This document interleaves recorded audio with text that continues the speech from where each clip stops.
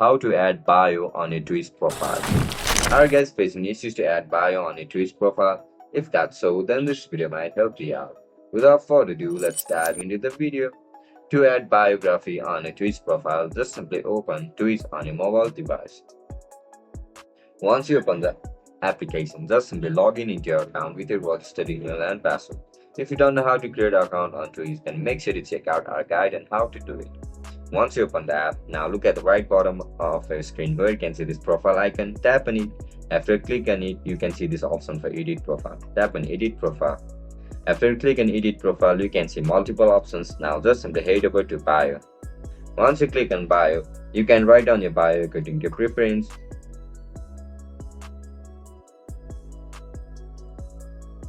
Once you write down the bio, click on save. As soon as you click on save, your bio will be added on your profile. So as you guys can see the bio on our profile. If you guys found this video helpful, don't forget to like, share and subscribe to our channel. Bye bye.